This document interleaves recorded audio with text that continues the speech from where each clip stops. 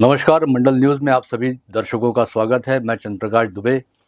अमरावती महानगर पालिका के चुनाव निपट चुके। अब अमरावती महानगर पालिका में नई सत्ता स्थापित करने और सत्ता के लिए समीकरण जमाने की जद्दोजहद शुरू है, जिसे लेकर बहुत सारे सवाल आम नागरिकों के, मतदाताओं के मन में हैं, जिनके जवाब हर कोई लगभग तलाश रहा है। ऐसे ही कुछ सवालों के जवाब की तलाश करने के लिए आज हम चर्चा कर रहे हैं मंडल न्यूज़ के संपादक अनिल अग्रवाल जी से, जिन्होंने अमरावती महानगर पालिका के पहले चुनाव से लेकर आज तक लगभग सभी चुनावों को बेहद नज़दीक से देखा और वे मनपा चुनाव और महानगर पालिका के नियमों के बारे में अच्छी खासी जानकारी भी हासिल रखते हैं। तो सबसे पहले अनिल जी, मंडल न्यूज़ के इस विशेष बुलेटिन में मैं आपका स्वागत करता हूं। आपसे ये जानना चाहूँगा कि अभी जैसा अमरावती महानगर पालिका के चुनाव निपट चुके हैं, अब ये चल रहा है कि कल महानगर पालिका के महापौर के आरक्षण की प्रक्रिया होगी, जिसको लेकर रोटेशन की चर्चा काफ़ी चल रही है। तो एक्चुअली ये रोटेशन की प्रक्रिया क्या है और इस बार अमरावती महानगर पालिका में किस कैटेगरी यानी संवर्ग के महापौर का रोटेशन लगने का, नंबर लगने का चांस है, इस बारे में आप हमारे दर्शकों को कुछ बताइए। धन्यवाद सीपी। मैं सबसे पहले तो दर्शकों को बता दूं कि आज का ये हमारा शो अमरावती महानगर पालिका की नई सत्ता में तकनीकी प्रक्रिया के ऊपर में हम कर रहे हैं जी। ये कोई राजनीतिक शो नहीं है। इसमें टेक्निकल प्रक्रिया क्या है, महापौर चुनने की, उप महापौर चुनने की, स्वीकृत नगर सेवक, उसके बाद स्थायी समिति सदस्य, उसके बाद गट कैसे बनाए जाते हैं, गट कहाँ रजिस्टर्ड होते हैं, स्वीकृत नगर सेवक कितने हैं, कितने नगर सेवकों के को साथ लेकर एक स्वीकृत नगर सेवक बनाया जा सकता है, इन सभी विषयों को लेकर बहुत सारे पाठकों ने, अमरावती मंडल और आपली मातृभूमि की पाठक कह लीजिए या मंडल न्यूज़ के व्यूवर्स, दर्शक कह लीजिए, उन सबके मन में बहुत सारी जिज्ञासाएं हैं। जिज्ञासाएं इसलिए भी है कि पिछले 9 वर्षों से अमरावती महानगर पालिका में कोई चुनाव नहीं हुए और पिछले 4 वर्षों से प्रशासकीय राज था। प्रशासकीय राज की समाप्ति के बाद ये जो महानगर पालिका के चुनाव हुए, उसमें अब बहुत सारी तकनीकी प्रक्रिया किस तरह होगी, बैठक कब बुलाई जाएगी, बैठक के नियम क्या है, कैसा महापौर उप महापौर चुना जाएगा, इन सब विषयों के लिए आज हम यहाँ बैठे हैं। पहला प्रश्न आपका ये है कि महानगर पालिका के नए महापौरों का आरक्षण किस तरह होगा। जी। तो आरक्षण ये अमूमन हर एक ड्रॉ के मुताबिक होता है। अब ड्रॉ में ये ध्यान रखा जाता है कि पिछले 3 ड्रॉ उस महानगर पालिका में, संबंधित महानगर पालिका में किस तरह के खुले थे जी, उसी हिसाब से उसको उस स्लॉट में रखा जाता है जी। यहाँ कह एक उदाहरण के लिए, यदि यहाँ पिछला महापौर किसी आरक्षण से संबंधित होगा तो इस बार उसको उस आरक्षण की कैटेगरी से बाहर रख करके बचे हुए आरक्षणों की कैटेगरी से वो ड्रॉ निकाला जाता है। जनसंख्या का अनुपात ध्यान में रखा जाता है, नगर सेवकों के आरक्षण ध्यान में रखे जाते हैं। इन सभी को ध्यान में रख करके नए महापौर का ड्रॉ कल निकाला जाएगा जी। और 22 तारीख इसकी तय की गई है। सभी 29 महानगर पालिकाओं के लिए कल ड्रॉ निकाले जाएंगे। जी। जी। जैसा अब चुनाव निपट चुका, प्रशासक राज पिछले 4 साल से यहाँ चल रहा है, तो क्या प्रशासक राज खत्म हो गया है या अब जब पहली सभा होगी वहां से प्रशासक राज की समाप्ति मानी जाएगी? नहीं, अभी तकनीकी रूप से प्रशासकीय राज अब खत्म हो चुका है। जी। महानगर पालिका के लिए मतदान 15 जनवरी को हुआ। 16 जनवरी को नतीजे घोषित हुए।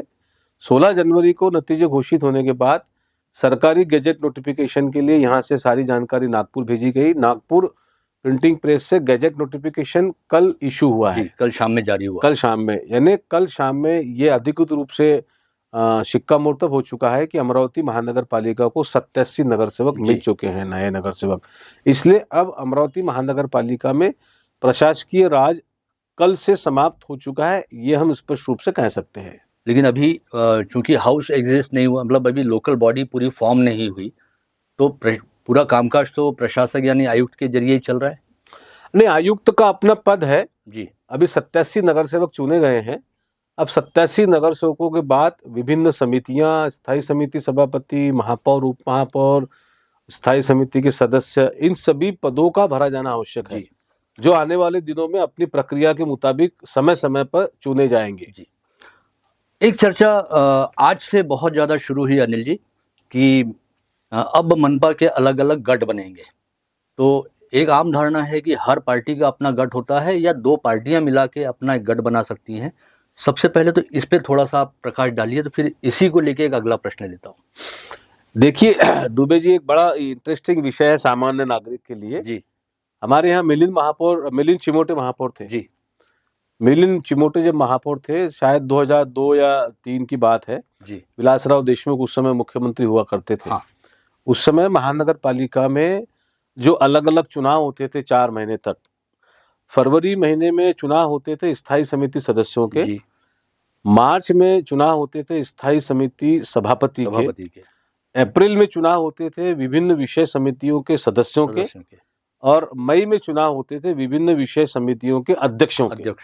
4 महीने चुनाव में किसी भी महानगर पालिका में वहां बैठी हुई सत्ता के लोगों के या नेताओं के जाते थे। जी मिलिंद चिमोटे ने, मेरी जो जानकारी पिछले 20 वर्षों की, जो मुझे जितना याद आता है, विलासराव देशमुख और शरद पवार के समक्ष ये विषय उठाया था। शायद पिंपरी चिंचवड़ में वो एक बैठक हुई थी जी जिसमें महाराष्ट्र के सभी महापौर उपस्थित थे। जी वहां ये मुद्दा उठाया था कि 4 महीने 1 साल में से महानगर पालिका में बैठी हुई सत्ता या विरोधी पार्टियों के चुनाव में ही चले जाते हैं। जी और चुनाव में जाने के अलावा बड़े पैमाने पर वहां हॉर्स ट्रेडिंग या खरीद फरोख्त होती है। जी यदि कोई सदस्य किसी विशिष्ट पार्टी से विजयी होता है, जी इसके बावजूद भी, जैसा कि राजनीति में आमतौर पे हमने देखा है, खरीद फरोख्त होती थी और सदस्य किस पार्टी के हैं, इसकी बजाय खरीद फरोख्त के आधार पर नतीजे निकला करते थे। मिलिंद चिमोटे ने विषय उठाया था कि जिस तरह विधानमंडल में अनुमानित या विधानमंडल में उपलब्ध सदस्यों की संख्या के आधार पर जो गठ बनाए जाते हैं, वही परिपाटी महानगर पालिकाओं में भी लागू की जाए और महानगर पालिका में भी गठ रजिस्टर्ड किए जाए, और गठ रजिस्टर्ड करने के बाद जिस गठ के जितने सदस्य हो उसके अनुपात में उसे स्थायी समिति या विषय समितियों में प्रतिनिधित्व दिया जाए।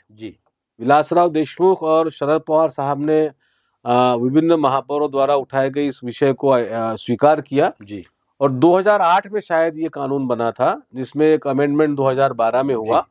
अब नए नियमों के मुताबिक कोई भी दल एक या एक से अधिक मिलकर महानगर पालिका में अपना गठ स्थापित कर सकते हैं। इसके लिए विभागीय आयुक्त के पास जाकर उस गठ की स्थापना करनी होती है। उस गठ को क्या नाम देना है, ये गठ स्थापित करने वालों का विषय है। जैसा एक उदाहरण के लिए आप मान लीजिए कि अमरावती महानगर पालिका में एक भारतीय राष्ट्रीय कांग्रेस और शिवसेना उबाठा, ये दोनों पार्टियां अगर मिलकर एक गठ रजिस्टर्ड करती हैं तो ये अपना नाम भारतीय राष्ट्रीय कांग्रेस और शिवसेना उबाठा गठ भी दे सकती है। और इस गठ में जो गठ नेता बनाया जाता है वो आने वाले 5 वर्षों के लिए महानगर पालिका में उस गठ का गठ नेता कहलाया जाता है और उस गठ के सदस्यों के लिए उस गठ नेता का व्हिप मानना स्वीकार्य होता है, कानूनी रूप से बाध्य होता है। यानी दो अलग अलग पार्टियां मिलके एक साथ आके अपना गठ बना सकती हैं, कोई फोरम बना सकती हैं और उसी हिसाब से फिर उनका स्टैंडिंग कमेटी के सदस्य पद का या स्वीकृत नगर सेवकों के सदस्य पद का कोटा तय होगा। नहीं, गठ के आधार पर कोटा तय नहीं होगा। गठ 2 पार्टियां नहीं, गठ 1 से अधिक पार्टियां, फिर आप 2 भी कह लीजिए, 5 भी कह लीजिए, 4 भी कह लीजिए, जितनी पार्टियां मिलकर, चाहे मान्यता प्राप्त पार्टी या अपक्ष, ये सदस्य मिलकर गठ बना सकते हैं। महानगर पालिका में जो कोटा है वो गठ के आधार पर तय नहीं होगा। महानगर पालिका में 2 पदों के लिए कोटा तय होगा। एक तो पहला कोटा तय होगा स्वीकृत सदस्यों के लिए। नए नियमों के मुताबिक हर महानगर पालिका में वहां की सदस्य संख्या से 10% स्वीकृत नगर सेवक बनाए जा सकेंगे। अमरावती महानगर पालिका में 87 नगर सेवक है। इसका मतलब यहाँ 8.7 यानी 5 से अधिक, 8.5 से अधिक हो तो 9, मतलब 9 यहाँ स्वीकृत सदस्य बनाए जाएंगे और 9 स्वीकृत सदस्यों को आप 87 सदस्यों से भाग दीजिए, यानी उसका शायद फिगर आएगा 9.66। 9.66 नगर सेवकों के सिफारिश के आधार पर एक स्वीकृत सदस्य चुना जाएगा। इसी तरह आप स्थायी समिति सदस्यों का ले लीजिए। अमरावती महानगर पालिका में कुल 16 स्थायी समिति सदस्य हैं। यहाँ के नगर सेवकों की संख्या 87 है। 87 को यदि आप 16 से भाग दें जी तो शायद उसकी संख्या आएगी 5434, मतलब 5.434 नगर सेवकों के आधार पर एक स्थायी समिति सदस्य चुना जाएगा। जी लेकिन इसमें एक और नियम है कि यदि आपका कोटा एक मान लीजिए 9.66 के आधार पे 7 स्वीकृत नगर सेवक चुनकर जाते हैं, और ये बड़ा टेक्निकल मुद्दा है, ये आपको समझना पड़ेगा, दर्शकों को भी समझना पड़ेगा बहुत बारीकी से। दर्शकों के मन में हमेशा ये प्रश्न रहते हैं कि ये विषय क्या है। हम आज वीडियो भी इसीलिए बना रहे हैं कि आपको ये चीज समझ में आए। मान लीजिए कांग्रेस ने अपना गढ़ बनाया जिसकी संख्या है 15 जी 9.66 पर उसका एक स्वीकृत नगर सेवक चुनकर गया जी। अब कांग्रेस के पास बचते हैं 5.34 नगर सेवक जी। अब दूसरी तरफ मान लीजिए गठ है राष्ट्रवादी कांग्रेस का जी। राष्ट्रवादी कांग्रेस के नगर सेवक चुनकर आए हैं 11 में से 9.66 में एक नगर सेवक चुनकर गया। राष्ट्रवादी कांग्रेस के पास सदस्य संख्या बचती है उस गठ की 1.34 जी। मतलब राष्ट्रवादी कांग्रेस के लिए दूसरे नगर सेवक के लिए यदि उसे अपना उम्मीदवार उतारना है तो उसके पास केवल 1.34 नगर सेवक बचे हैं जी। कांग्रेस के पास 9.34 नगर सेवक बचे हैं जी। अब ऐसी परिस्थिति में आप ये पहले निकाल लीजिए कि 9.66 के अगर 7 नगर सेवक चुनकर आते हैं, उसके बाद बचे हुए 2 नगर सेवक संबंधित गठ के पास, आप इसको ध्यान से सुनिए, अब यहाँ एक और विशेष परिस्थिति है, आप यहाँ 2 गठ के सदस्य एक साथ नहीं मिला सकते। अच्छा। जैसा कांग्रेस का गठ एक उदाहरण के लिए 15 नगर सेवकों का है, उनके पास 5.34 बचे हैं, तो उनकी संख्या 5.34 ही रहेगी जी। वो अगर राष्ट्रवादी के गठ को की बची हुई संख्या अपने में मिलाना चाहे तो वो यहाँ मिला नहीं पाएंगे। जैसा आज हमारी जानकारी के हिसाब से शिवसेना शिंदे गठ स्थापित किया गया है 3 नगर सेवकों का, मतलब उनकी सदस्य संख्या अब जब तक महानगर पालिका ये हाउस अस्तित्व में है 5 साल जी, तब तक उस गठ की सदस्य संख्या 3 ही रहेगी। उनका स्थायी समिति में प्रतिनिधित्व 3 के आधार पर यदि मिलता है तो लेना होगा, स्वीकृत नगर सेवक में यदि 3 के आधार पर कुछ मिलता है तो लेना होगा। और इसलिए अब ये मेरे हिसाब से अमरावती महानगर पालिका में 3 स्वीकृत सदस्य चुनकर जाएंगे भारतीय जनता पार्टी के जी। हाँ, सबसे बड़ी पार्टी होने की वजह नहीं, सबसे बड़ी पार्टी के अलावा सदस्य संख्या 9.66 में 2 जाएंगे और बचे हुए जितनी सदस्य संख्या है उनकी उसमें 1 जाएगा। अच्छा। 3 जाएंगे भारतीय जनता पार्टी के, 2 जाएंगे कांग्रेस के जी, 2 जाएंगे वाईएसपी के जी, ये हुए 7। 1 जाएगा राष्ट्रवादी कांग्रेस पार्टी का और 1 जाएगा एमआईएम का जी। अभी की परिस्थिति में ऐसा दिख रहा है कि 3 भारतीय जनता पार्टी, 2 कांग्रेस, 2 युवा स्वाभिमान पार्टी, 1 राष्ट्रवादी कांग्रेस पार्टी और 1 एमआईएम, इस तरह 9 नगर सेवक चुनकर जाएंगे जी। यानी इसमें शिवसेना, उबाठा, शिंदे सेना और 3 सदस्य वाली बहुजन समाज पार्टी ये उस नंबर गेम में नहीं आ पाएंगे, कुल मिला के आपका ये कहना है। उन परिस्थितियों में जबकि 5.34 से ऊपर कोई गठ संख्या नहीं जाती है तो। अच्छा। जैसा मैंने कहा कि कांग्रेस के पास 5.34 नगर सेवक बचे हुए हैं जी, 7 के बाद 8वां नगर सेवक चुनने के लिए यदि 5.34 से अधिक किसी गठ के पास बाकी रहते हैं जी, तो फिर उनका 1 नगर सेवक जाएगा। लेकिन आज जो 3 नगर सेवकों का गठ शिंदे सेना ने स्थापित कर लिया अलग, इसके बाद अब लगता नहीं है कि स्वीकृत नगर सेवकों की संख्या में अब कोई आगे पीछे होगा संख्या बल में, ऐसा मुझे व्यक्तिगत तौर पर स्पष्ट नहीं लगता है। आज वाईएसपी ने भी अपना एक गढ़ बनाया है, हालांकि अभी ये स्पष्ट नहीं हुआ है कि उसमें वाईएसपी अकेली है या वाईएसपी के साथ और किसी पार्टी के पार्षदों का समावेश है। ये जानकारी जरूर रही है कि वाईएसपी के प्रभाग क्रमांक 21 जूनी बस्ती बडनेरा से पार्षद निर्वाचित रहने वाले नाना उर्फ प्राध्यापक ज्ञानेश्वर आमले ये उसके गठ नेता हैं। अच्छा। पर अभी वो संख्या नहीं आई है कि उस गठ में सदस्य संख्या कितनी है। वाईएसपी के खुद के 15 नगर सेवक तो हैं। आमले मतलब जूनी बस्ती से चुनी, जूनी बस्ती बडनेरा वाले नाना आमले। अच्छा, मतलब जहां एमआईएम और वाईएसपी ने भाजपा को पूरी तरह पराजित किया है जी। अच्छा। अनिल जी, एक सवाल ये भी है कि कल महापौर पद के आरक्षण का ड्रॉ निकल जाएगा। अब उसके बाद में पहले हाउस की मीटिंग, जिसको हम विशेष सभा कहते हैं, तो विशेष सभा के बुलाने की मियाद कितनी रहेगी, कम से कम कब तक बुलाई जा सकती है आपके ख्याल से? हाँ, या नियमानुसार कब तक बुलाई जानी चाहिए? ये भी बड़ा दिलचस्प विषय है।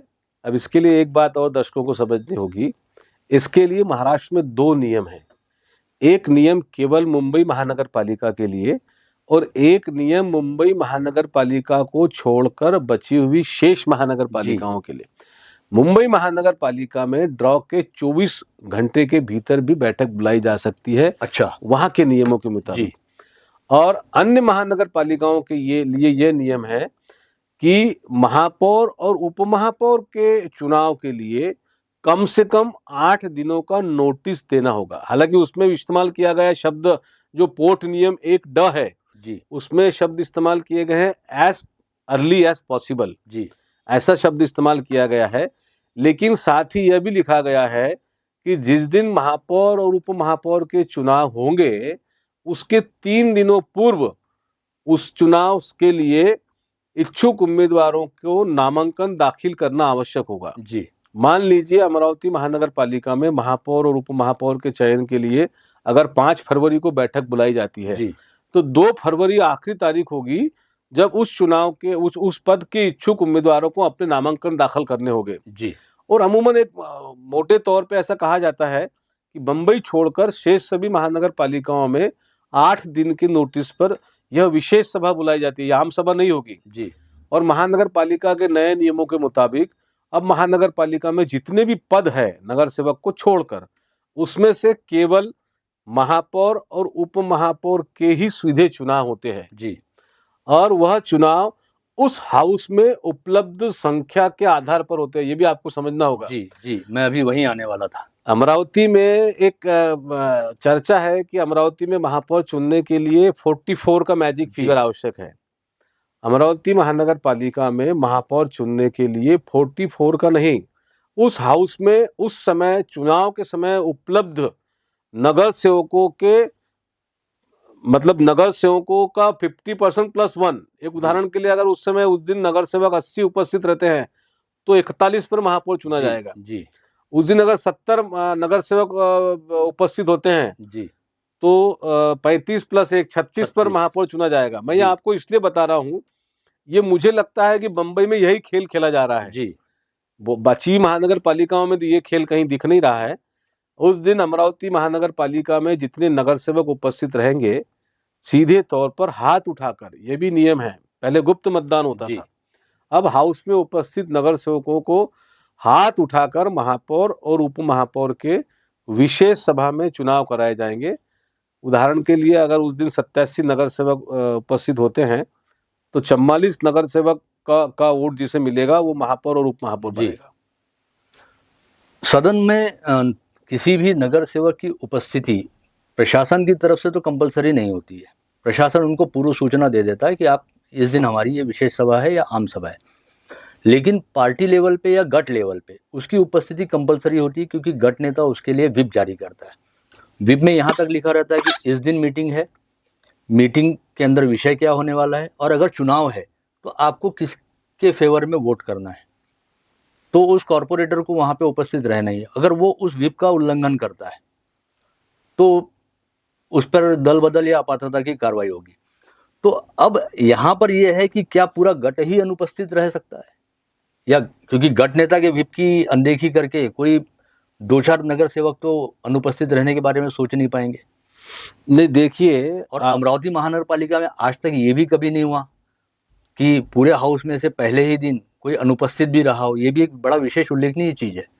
नहीं, मुझे लगता नहीं कि अमरावती महानगर पालिका में पूर्व महापौर से मेरी बात हुई तो उन्होंने बताया ऐसा इतिहास नहीं है। नहीं, अमरावती महानगर पालिका में ऐसा कुछ होगा मुझे लगता नहीं है बिल्कुल भी। लेकिन नियम ये कहते हैं कि किसी भी हाउस में जी, फिर वो ग्राम पंचायत से लेकर देश का सर्वोच्च हाउस लोकसभा, उपस्थित और अनुपस्थित रहने के बारे में कोई नियम नहीं है जी, यह आपकी इच्छा पर है कि आपको उपस्थित रहना है कि नहीं रहना है। रहा सवाल व्हिप का पालन करना, जी, व्हिप का पालन करना नहीं करना ये उस संबंधित पार्टी या गट के गट नेता के की शिकायत के आधार पर तय होता है कि उसमें व्हिप का पालन किया गया था या नहीं किया गया था।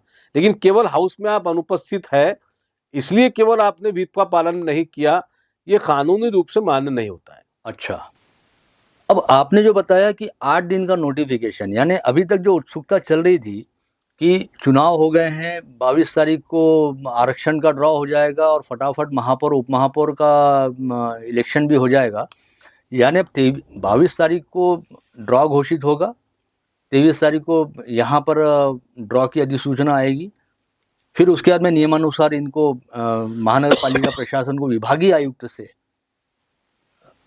इसके लिए समय, पहली आम सभा के लिए समय लेना होगा, और वहाँ से हम अगर 8 दिन भी पकड़ते हैं तो 24, 25, 26 3 दिन का सरकारी अवकाश है। तो यानी कुल मिला के फरवरी महीने के पहले, फरवरी माह के पहले जनवरी माह में महापौर उप महापौर के इलेक्शन नहीं होने वाले, यानी फरवरी में ही होंगे, फरवरी के पहले हफ्ते में। और विभिन्न विशेष समितियों, विभिन्न मतलब स्थायी समिति सदस्यों और विभिन्न समितियों के चुनाव मेरे हिसाब से और कानूनी रूप से, जैसा मैंने कहा जी कि गैजेट नोटिफिकेशन के 1 माह तक आप गट रजिस्टर्ड कर सकते हो जी। गैजेट नोटिफिकेशन कल हुआ अमरावती महानगर पालिका, मतलब कल तारीख थी 20 जनवरी। 20 जनवरी से 20 फरवरी तक आप गट स्थापित कर सकते हो। मतलब 20 फरवरी तक मुझे नहीं लगता कि अमरावती महानगर पालिका में स्थायी समिति सदस्यों का और विषय समिति सदस्यों का चुनाव या शायद स्वीकृत नगर सेवकों का चुनाव हो पाएगा। महापौर के चुनाव के बाद, उसके बाद जो एक आम सभा बुलाई जाएगी जिसमें सारे गट स्थापित हो जाएंगे, उसी आम सभा में स्थायी समिति सदस्यों का और स्वीकृत नगर सेवकों का चुनाव होगा। लेकिन स्वीकृत नगर सेवक और स्थायी समिति सदस्य, इनका चुनाव कानूनी रूप से जितनी व्यवस्थाएं दी गई है 20 फरवरी के बाद ही जाएंगे। जी भैया, एक बड़ा तकनीकी और उतना ही रोचक सवाल भी है।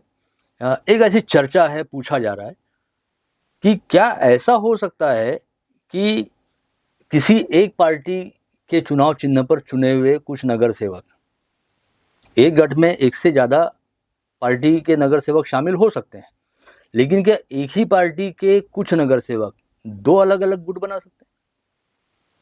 मान लीजिए किसी के 20 नगर सेवक हैं, किसी एक पार्टी के, उसमें के फर्ज कर लीजिए कि 10 नगर सेवकों ने बोला कि हमको इनके साथ बैठना ही नहीं है, वो अपना अलग गठ बना रहे हैं और दूसरे 10 अलग गठ बना रहे हैं। क्या ये तकनीकी रूप से संभव है? नहीं, ये बिल्कुल भी अच्छा प्रश्न है आपका, ये बिल्कुल भी संभव नहीं है। एक आपने देखा होगा कि किसी भी पार्टी को मान्यता मिलने के बाद, इसमें एक सवाल और जोड़ देता हूँ जी। 10 लोगों ने एक अलग गठ बनाया, अब बचे 10, उन्होंने किसी दूसरी पार्टी के 5 लोगों के साथ में हाथ मिला लिया और वो अब अपना स्वतंत्र गठ बनाना चाह रहे हैं। क्या अब ये पॉसिबल? नहीं, ये बिल्कुल पॉसिबल नहीं है।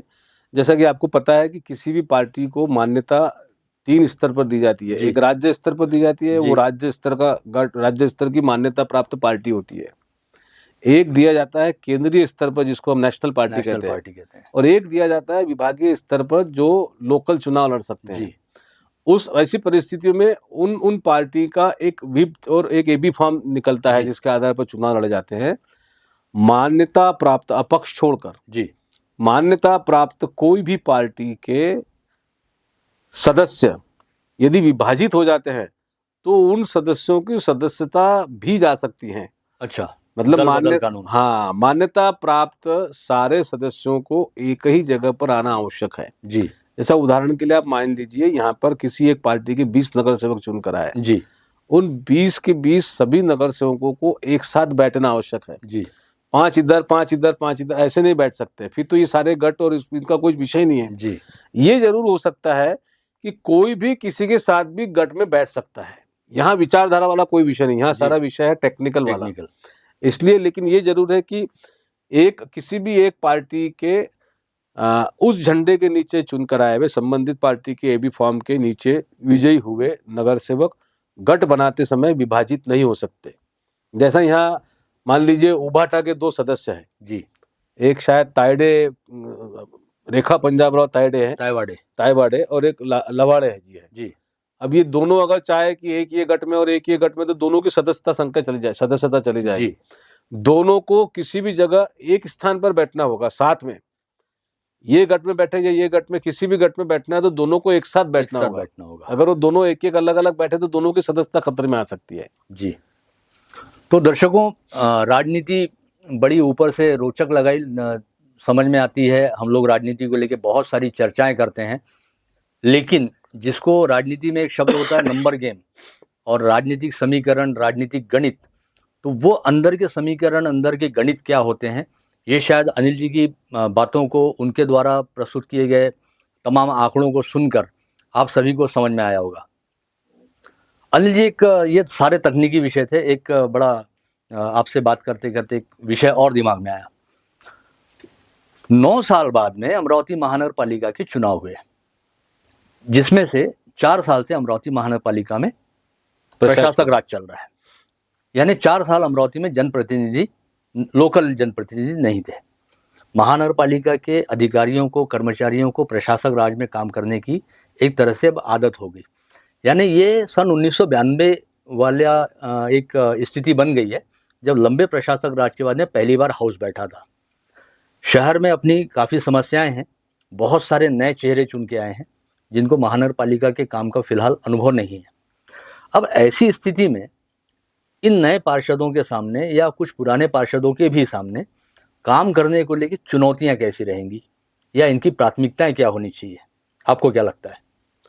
दो आपके प्रश्नों में 2 प्रश्न छुपे हैं जी। एक तो यह है कि अमरावती महानगर में पिछले 9 वर्षों से प्रशासकीय राज था, 4 वर्षों से प्रशासकीय राज था और 9 वर्षों बाद चुनाव हुए जी। इसलिए पिछले 4 वर्षों में प्रशासकीय राज में अमरावती महानगर पालिका के 2500 से अधिक कर्मचारी और अधिकारियों को किसी भी जनप्रतिनिधि के आदेश की अब आदत लगभग छूट गई है। अपवाद के रूप में जैसा विलास हिंगोले, प्रकाश बंसोड़, चेतन पवार, अविनाश मार्डीकर, बबलू शेखावत, इन जैसे यदि आप 10-15 नगर सेवक छोड़ दो जो लगातार संपर्क में थे, वे छोड़कर प्रशासक राज के अधिकारी और कर्मचारियों को जनप्रतिनिधियों के आदेश सुनने की आदत लगभग छूट गई है। उनको अपनी आदत डालनी पड़ेगी, पहली बात।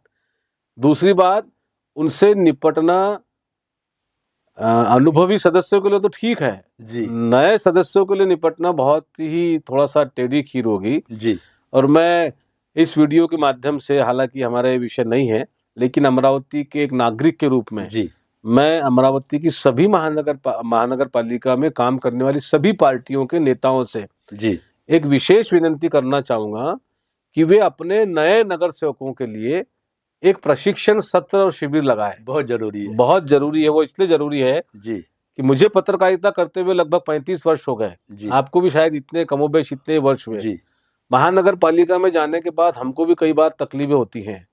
ये जो पहली बार नगर सेवक बने हैं, उन्हें महानगर पालिका के अधिकारी और कर्मचारी कितना सहयोग करेंगे और वे कितना जल्दी काम को समझ पाएंगे, कितने जल्दी हाउस को समझ पाएंगे, कितने जल्दी बारीकियों को, तकनीकियों को समझ पाएंगे, ये थोड़ी सी एक टेढ़ी खीर है।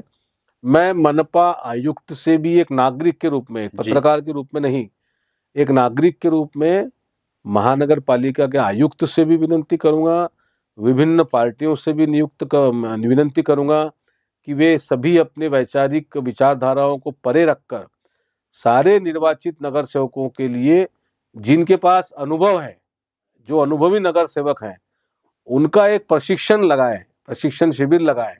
मैं तो कहता हूँ एक, मतलब ये ऐसा वैसा प्रशिक्षण शिविर नहीं, लगभग पूरे दिन का प्रशिक्षण शिविर लगाए, जिसमें सारी बारीकियां, तकनीकी विशेषताएं, खामियां, उस पर होने वाले मतलब उपाय योजनाएं, अमरावती महानगर पालिका में किस तरह काम चलता है, आम सभा के नियम क्या है, नियम, आम सभा में उठाए जाने वाले प्रश्न कैसे उठाए जाते हैं, उनके उत्तर किस तरह होते हैं। जैसा एक छोटा सा मैं उदाहरण दूं आपको जी। महानगर पालिका में एक विषय, कोई भी उदाहरण के लिए आप समझ लीजिए कि आपने कोई विषय लाया जी, उस विषय पर बहुत चर्चा हुई, चर्चा के बाद निर्णय ले लिया गया जी। अब उस निर्णय को कंफर्म करना आवश्यक है। अब यदि उसी सभा में उस निर्णय को कायम और कंफर्म नहीं किया जाए तो कंफर्म करने के लिए उसको अगली आम सभा में जाना होता है। अगली आम सभा में जाना, कितना छोटा सा विषय है जी। मतलब एक उदाहरण के लिए, आपने कोई आदेश जारी कर दिया, आदेश जारी करने का निर्णय तो आपने ले लिया, लेकिन उस निर्णय को उसी आम सभा में यदि कंफर्म नहीं किया गया तो उसको अगली आम सभा तक प्रलंबित रखा जाता है।